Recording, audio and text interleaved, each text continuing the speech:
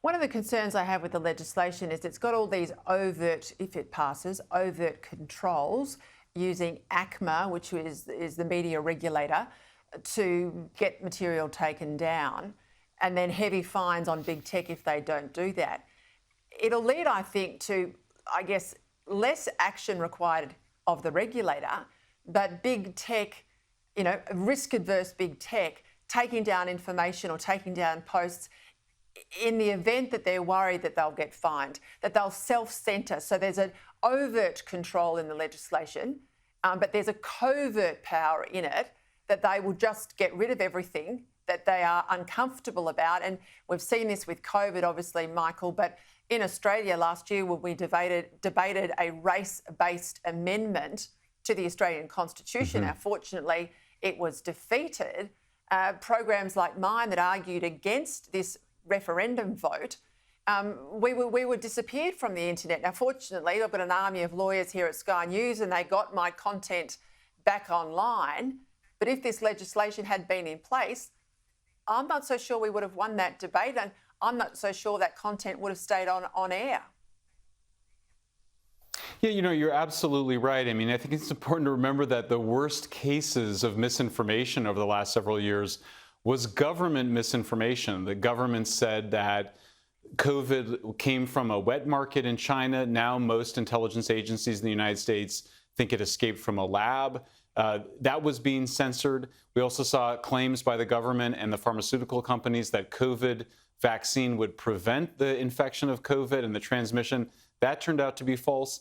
Look, I think the fact of the matter is that we discover the truth through dialogue, through debate, and that's what this would criminalize. I mean, you see, for example, there's a very important debate to be had around whether biological males should be allowed to compete in female sports or go into female restrooms, or whether or not children should be, we should block their puberty through puberty blockers or through surgeries. These are very big controversial issues.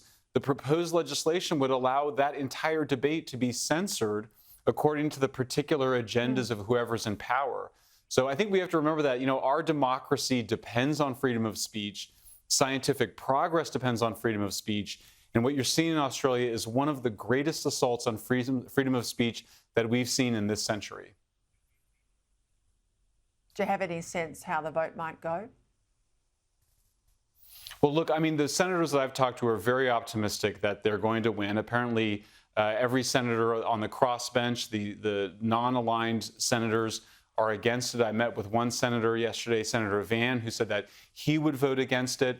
I do hope that it does come for a vote so that the voters who are in support, the senators who are in support of freedom of speech, are able to register their commitment for freedom of speech. And those senators who want censorship are also on the record defending censorship, because I think that's a vote that people will really remember and it will really last for years, particularly younger voters who don't want to be censored online and they want to be able to hear what they want to hear. I think they'll remember that, and it'll be quite a lasting legacy, either for the better or for the worse, depending on how they vote.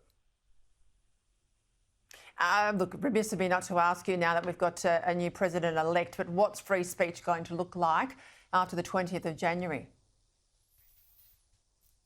Look, President Trump was banned from Twitter before Elon Musk bought it. I think he's been affected personally. Few people have been censored more than Bobby Kennedy, who President-elect Trump would like to head up our major health agencies.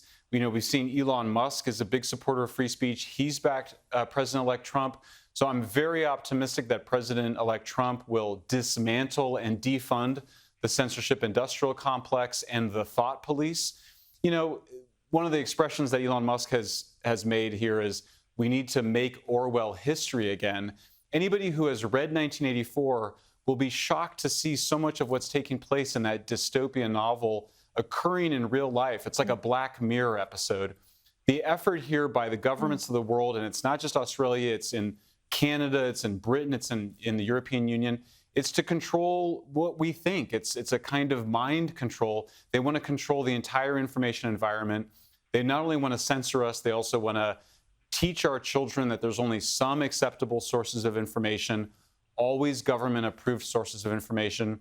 This is anathema to the people who created our countries several hundred years ago. Australia, the United States, They knew that freedom of speech was the essence of having a democratic system and of having scientific progress, of having free markets. We're not going to survive as a civilization if we allow our governments to decide in advance what's true and false before there's a chance to really weigh the evidence and have those debates.